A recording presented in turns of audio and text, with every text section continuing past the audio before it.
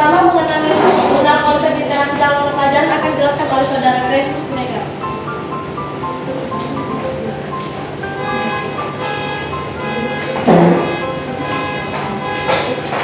Baik, terima kasih. Di sini kami mengambil konsep literasi dalam mata pelajaran, di mana ada strategi literasi dalam pembelajaran, yang mana strategi literasi dalam pembelajaran ini ketika sebelum membaca pelajaran kita disuruh untuk mengidentifikasi tujuan membaca dan membuat prediksi. Lalu ada juga dan strategi literasi dalam pembelajaran ini ketika kita membaca atau belajar, maka kita diminta untuk membuat pertanyaan tentang isi teks dan hal-hal yang berkaitan dengan topik tersebut. Lalu mengidentifikasi informasi yang relevan, memvisualisasi dan mengidentifikasi kosakata baru, kata kunci dan kata yang sulit. Lalu membuat keterkaitan antar teks. Selanjutnya mengidentifikasi bagian teks yang sulit jika ada dan membaca kembali bagian itu. Lalu membuat intervensi. Setelahnya ada juga bagian dari indikator literasi pembelajaran, di mana indikator literasi dan pembelajaran ini menggunakan alat bantu. Yang pertama adalah pemanduan grafis dan daftar cek. Lalu dalam strategi literasi pembelajaran ini, ketika kita setelah membaca dan belajar, kita membuat ringkasan dan mengevaluasi teks, mengubah dari model ke model lain, lalu memilih dan mengombinasikan hasil teks multimodal untuk mengomunikasikan konsep tertentu. Oke, selanjutnya penerapan literasi dalam mata pelajaran PPKN akan disampaikan oleh Saudara Mida. Baiklah, saya melanjutkan di sini ada penerapan literasi dalam mata pelajaran PPKN. Nah, yang pertama itu mengidentifikasikan materi dan kesempatan literasi. Nah, sebagai guru kita harus mengetahui cara kita agar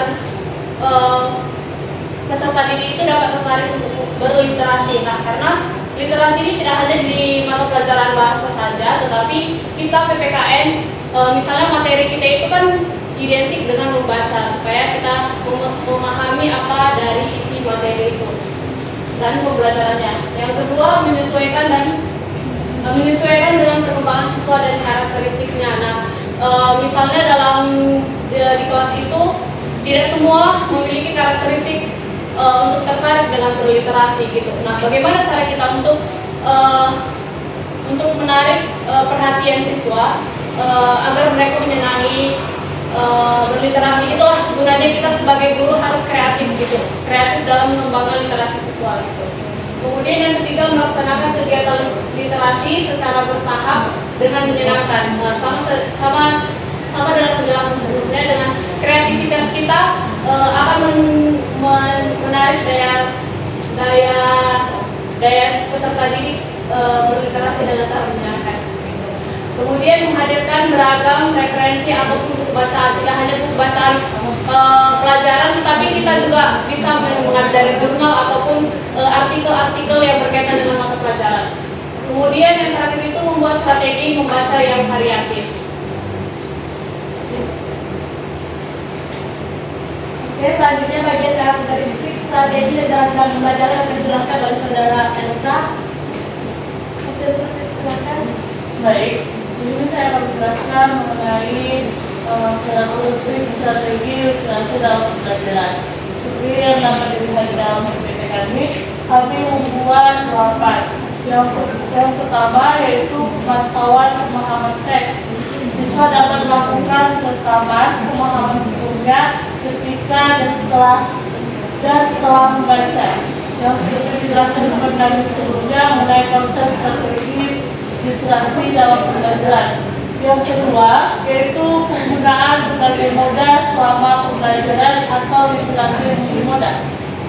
Teks multimoda itu dapat berbentuk audio visual, teks tulisan, dan lain sebagainya. Yang ketiga yaitu instruksi yang jelas dan eksplisit. Sebagai guru harus tetap menjadi fasilitator untuk pendidikan. sehingga literasi yang dijalankan dapat jelas dan eksplisit. Yang keempat yaitu pemanfaatan alat bantu seperti kartu grafis dan daftar cek. Yang kelima itu dapat melakukan respon terhadap berbagai jenis pertanyaan. Siswa dapat membuat pertanyaan. Yang keenam itu yaitu membuat pertanyaan. Yang ketujuh analisis, sintesis, dan evaluasi teks. Yang ke-8 dan terakhir itu meringkas isi teks yang dipilih oleh peserta didik. Baik, itu sekitar konsep dari lintas literasi dalam mata pelajaran dan dikaitkan dengan mata pelajaran PPKN. Nah, pada hakikatnya literasi itu mengarah pada sebuah tulisan yang dia terdiri dari tulisan dilengkapi dengan visual, audio, ataupun audio visual. Nah, tentunya contoh-contoh tersebut tidak hanya kita temukan di dalam buku pelajaran saja. Apalagi di era teknologi sekarang, di sosial media sudah sangat banyak kita temukan teks literasi, seperti misalnya membuat pengumuman. Itu kan sudah dibuat dengan dilengkapi dengan visual ya, gambar.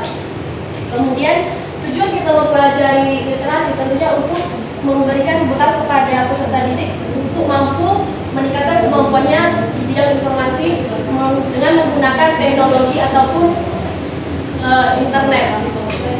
Kemudian dalam mengembangkan kemampuan literasi itu tentunya ada tadi dia level menemukan literasinya, kemudian siswa akan mampu menginterpretasi, kemudian siswa mampu mengintegrasi, lalu mereka merefleksi dan mengevaluasi bacaan tersebut, dan itu mereka juga mampu mengembangkan ataupun menemukan intisari dari bacaan tersebut, sehingga ketika ada berita hoax mereka bisa membedakan mana berita yang memang literasi itu bermanfaat bagi mereka dan mana berita yang tidak bermanfaat bagi mereka.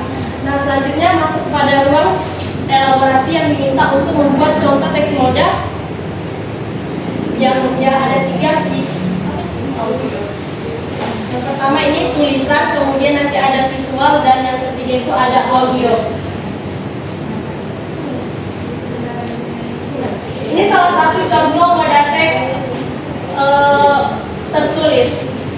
Seperti tujuan yang ingin dicapai. Di sini kan kita sudah langsung mengetahui makna ataupun memahami tulisan ataupun moda yang ada di depan ini. Selanjutnya, ini juga hal yang sama. Moda teks tertulis ini memberikan penjelasan tentang sistem hukum nasional di Indonesia.